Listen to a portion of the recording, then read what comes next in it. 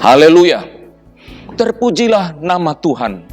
Senang dapat menyapa Anda sekalian pemirsa dan pendengar Radio Cakrawala melalui program Sabda Menyejukkan Minggu 5 Februari tahun 2023. Dan pada program ini khususnya Sabda Menyejukkan, tema teritorial kita di sepanjang tahun 2023 ini berbicara tentang bagaimana irama Roh Kudus dalam kehidupan kita. Seirama dengan Roh Kudus. Dan pemberitaan firman Tuhan pada minggu-minggu yang lalu telah berbicara bagaimana irama Roh Kudus menuntun hidup kita. Irama Roh Kudus menuntun pada ketaatan pada firman, serta irama Roh Kudus yang memelihara hidup kita. Dan pada minggu ini kita akan lihat bagaimana Roh Kudus itu dalam karya penciptaan dan kaitannya dengan kehidupan kita orang-orang percaya hingga dewasa ini. Namun sebelumnya, baiklah kita berdoa. Dipuji dan diagungkan Engkau Allah yang maha besar, Allah yang maha agung, Allah yang maha kudus. Dimuliakanlah Engkau melalui pemberitaan firman ini, karena kami siap untuk membuka hati dan pemikiran kami mendengarkan sabda-Mu. Dan diberkatilah kami semua, baik yang menyampaikan maupun yang mendengarkannya. Dalam nama Yesus kami berdoa. Amin. Pembacaan Alkitab terdapat dalam Kejadian 1 ayat 1 hingga ayatnya yang ke-31. Saya akan membacakan ayatnya yang pertama dan kedua dan ayatnya yang ke-26. Pada mulanya Allah menciptakan langit dan bumi. Bumi belum berbentuk dan kosong. Gelap gulita menutupi samudra raya dan Roh Allah melayang-layang di atas permukaan air. Berfirmanlah Allah, baiklah kita menjadikan manusia menurut gambar dan rupa kita, supaya mereka berkuasa atas ikan-ikan di laut dan burung-burung di udara, dan atas ternak, dan atas seluruh bumi, dan atas segala binatang melata yang merayap di bumi.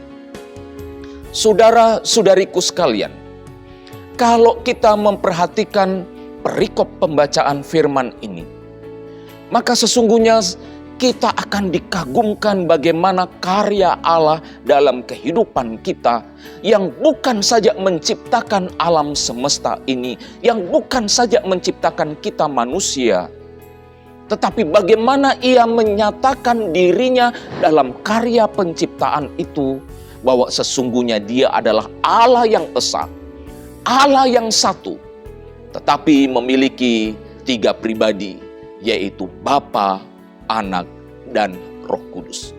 Dalam segala eksistensinya, dalam kitab Kejadian ini dinyatakan bahwa sesungguhnya Dia adalah tetap Bapa, Anak, dan Roh Kudus.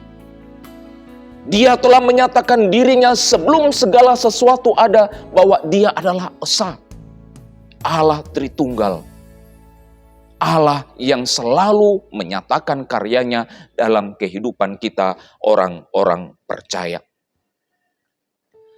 Allah yang selalu menyertai kita dalam setiap langkah hidup kita. Dalam karyanya memang kita sering mengatakan bahwa Bapa itu adalah pencipta. Yesus atau Putra adalah penebus, dan Roh Kudus adalah penolong dan menyertai kita. Tetapi sesungguhnya firman ini telah menyatakan kepada kita sejak semula, Allah telah menyatakan dirinya bahwa Dia adalah Bapa, Anak, dan Roh Kudus. Kalau kita memperhatikan pada ayatnya yang kedua dan ayatnya yang ke-26, jelas menyatakan hal tersebut. Ayatnya yang kedua mengatakan, bumi belum berbentuk dan kosong, gelap gulita menutupi samudra raya, dan Roh Allah melayang-layang di atas permukaan air. Ayat yang kedua menyatakan, Roh Allah melayang-layang di atas permukaan air. Lalu pada ayatnya yang ke-26, ini luar biasa saudara-saudaraku sekalian. Kalau kita melihat penciptaan-penciptaan yang terjadi ini, Allah berfirman jadilah, Allah berfirman jadilah. Lalu berfirman, hendaklah, dan seterusnya. Tetapi pada ayatnya yang ke-26, firman itu mengatakan, berfirmanlah Allah, baiklah kita menjadikan manusia menurut gambar dan rupa kita. Kata kita menunjukkan eksistensi Allah yang Bapa, Anak, dan Roh Kudus itu. Apalagi pada ayatnya yang kedua sudah jelas dinyatakan Roh Allah melayang-layang di atas permukaan air. Walaupun saudara-saudaraku sekalian, pada bagian ini ada banyak argumen yang mengatakan bahwa sesungguhnya yang dimaksud bukan Roh Allah atau angin besar. Tetapi pada saat ini saya mengatakan dan menegaskan kepada kita semua bahwa ayat ini hendaknya dinyatakan, hendaknya dipahami bahwa sesungguhnya Roh Allah melayang-layang di atas permukaan air. Yang menjelaskan kepada kita semua bahwa sesungguhnya kita tahu bahwa roh itu adalah sering disebut dengan angin, atau pernyataannya itu ditandai dengan angin atau udara. Dan tidak salah kalau kita memahami bahwa Roh Allah melayang-layang di atas permukaan air. Dengan jelas mengatakan kepada kita bahwa sebelum segala sesuatu ada, Roh itu sudah ada. Roh itu turut dalam penciptaan, membentuk dunia yang belum ada dalam keteraturan menjadi dunia yang teratur. Membentuk semesta yang semula berserakan, tetapi karena penciptaan itu dan Roh Allah ada di dalamnya, maka terciptalah semesta yang teratur. Satu dengan yang lainnya berinteraksi dan memunculkan sebuah keharmonisan hidup semesta. Itu sebabnya pemazmur selalu mengatakan semesta bernyanyi, laut gunung memuji Tuhan. Dan luar biasanya saudara-saudaraku sekalian, ketika kita sampai pada ayatnya yang ke-26, mengapa Allah menggunakan kata kita? Ia mau menyatakan secara khusus kepada manusia bahwa eksistensinya itu adalah Allah yang esa. Tetapi Dia adalah Bapa, Anak, dan Roh Kudus. Sejak semula Allah ingin menyatakan kepada manusia tentang eksistensinya. Dan kita lihat bagaimana karya Allah ini dalam kehidupan manusia yang mulai dari penciptaan, penebusan, hingga kita dewasa ini yang hidup dipimpin oleh Roh Kudus. Saudara-saudaraku sekalian, Roh Allah itu hadir sejak sebelum terjadinya keteraturan.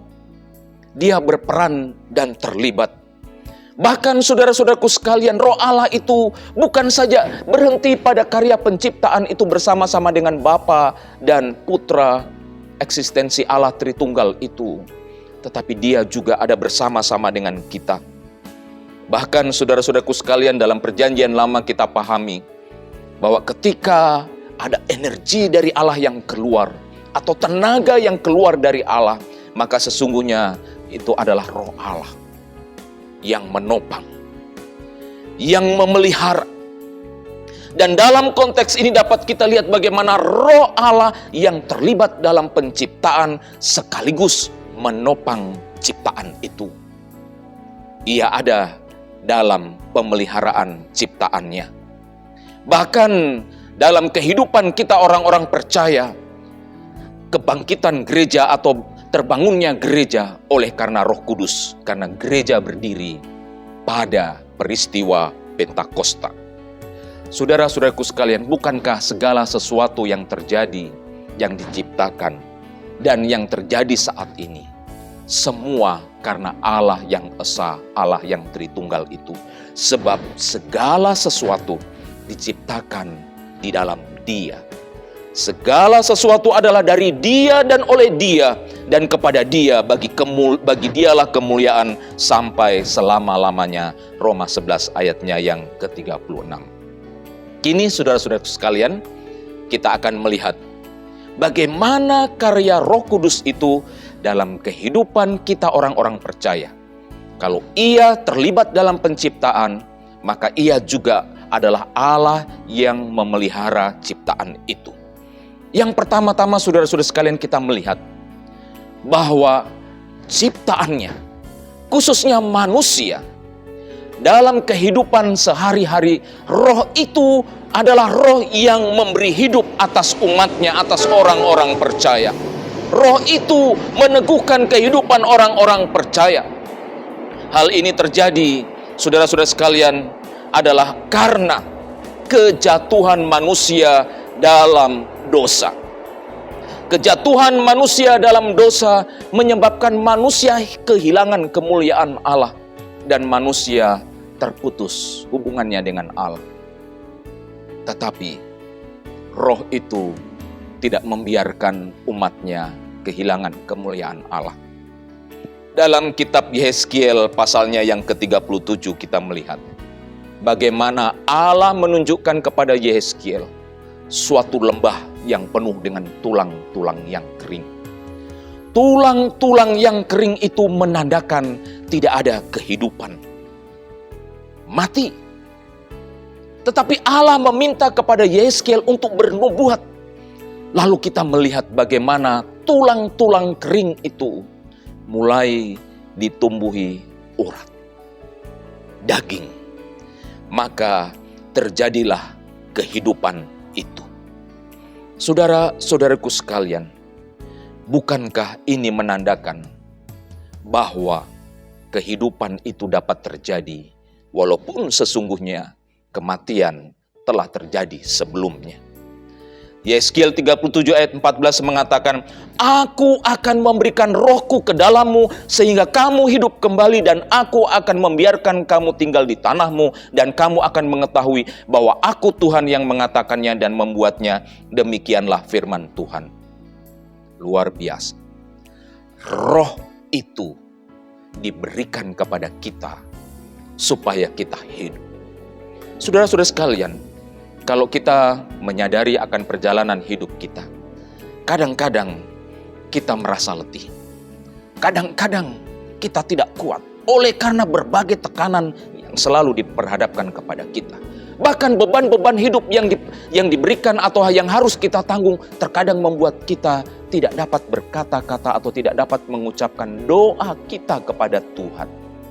Tapi dalam kitab Roma dikatakan, ketika kita tidak dapat mengucapkan kata-kata kita melalui doa, roh itu yang membantu kita. Roh itu menghidupkan. Roh itu yang kembali meneguhkan. Roh itu yang memberikan semangat kepada kita untuk terus menjalani kehidupan ini. Tatkala apa yang kita harapkan menjadi hancur lebur, ingat firman ini yang mengatakan, "Aku akan memberikan rohku kepadamu, ke dalammu, sehingga kamu hidup kembali." Dan terbukti saudara-saudara sekalian, waktu manusia jatuh ke dalam dosa, manusia dipulihkan, manusia dibenarkan. Lalu pada peristiwa Pentakosta, roh itu menciptakan suatu umat yang kita kenal dengan gerejanya.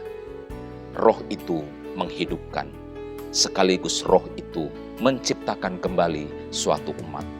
Roh itu kembali memberi kehidupan kepada kita, sesuatu yang baru yang dapat kita alami dalam menjalani kehidupan ini sebagai orang-orang yang percaya. Yang berikutnya saudara-saudara sekalian, roh itu adalah roh yang mencipta. Begini, bagian ini harus kita pahami demikian. Waktu Allah menciptakan manusia, dan pada bagian firman Tuhan dikatakan bahwa roh Allah terlibat di dalamnya, maka maksud dari Allah menciptakan manusia adalah manusia itu memuliakan Dia.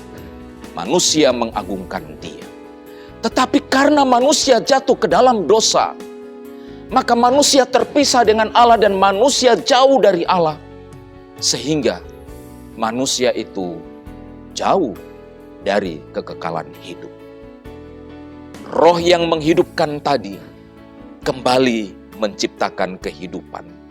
Dan itu terjadi karena Kristus yang mati di atas kayu salib, sehingga penebusan itu terjadi. Yang pada akhirnya Bapak Ibu sekalian, rohlah yang menuntun kita untuk mengenal Kristus yang adalah penebus kita. Roh mengharapkan manusia ada dalam kekekalan hidup. Tapi karena kejatuhan, manusia menuju pada kematian yang kekal. Tetapi Roh menciptakan kita kembali melalui peristiwa penebusan yang terjadi di atas kayu salib, sehingga kita yang tidak layak di hadapannya diciptakan kembali untuk ada pada kehidupan yang kekal. Saudara-saudariku sekalian, ini sesuatu yang luar biasa. Roh itu terus bekerja dalam hidup kita. Dia adalah Roh yang memberi hidup. Tatkala kita tidak kuat menghadapi kehidupan ini, Roh itu memberi hidup. Dan tatkala kita mengalami kehancuran, apakah dalam kehidupan kita sehari-hari, apakah kehidupan spiritual kita berantakan oleh karena berbagai tekanan, tantangan yang harus diperhadapkan kepada kita, Roh itu menciptakan kembali. Ibarat bejana yang jatuh, pecah dan berkeping-keping, ibadah bejana itu kembali dikumpulkan, disatukan, dibentuk kembali menjadi bejana yang mulia. Saudara-saudaraku sekalian, betapa hebatnya Allah, khususnya Roh Kudus. Dalam penciptaan Ia terlibat di dalamnya. Dia juga ada untuk memelihara kita. Bahkan hingga saat ini, Roh itu memberi hidup. Roh itu menciptakan kita kembali menjadi manusia yang baru. Manusia yang memuliakan Allah. Kiranya melalui pemberitaan firman ini, Anda dan saya akan terus diteguhkan. Roh itu selalu ada bersama-sama dengan kita, dan Dia selalu menantikan agar saat kita menjalani hidup ini, maka langkah-langkah kita seirama dengan Dia. Irama Roh Kudus jelas dalam penciptaan. Irama Roh Kudus yang menyertai kita dalam perjalanan, jelas kita lihat melalui suaranya, melalui nadanya, melalui Rohnya yang bekerja secara lembut, menuntun kita pada kebenaran itu. Tuhan dimuliakan dan kita diberkati. Mari kita berdoa. Terima kasih ya Bapa untuk firman-Mu yang telah kami dengarkan. Kami telah diingatkan bahwa Roh Kudus itu adalah Roh Allah yang terlibat dalam penciptaan. Tetapi Roh Kudus itu juga adalah Roh yang memelihara. Bukan saja memelihara penciptaan-ciptaan pada waktu yang lampau, tetapi juga memelihara kehidupan kami, orang-orang percaya hingga dewasa ini, dan bahkan sampai pada kekekalan hidup. Hamba-Mu berdoa kiranya mereka yang telah mendengarkan firman ini diberkati, mereka akan diteguhkan dan dikuatkan. Dan biarlah kami selalu memberikan hidup kami untuk dipimpin oleh Roh, sehingga kami akan terus seirama dengan Roh. Terima kasih ya Bapa untuk sabda-Mu, untuk firman. Dalam nama Yesus kami berdoa. Amin. Haleluya.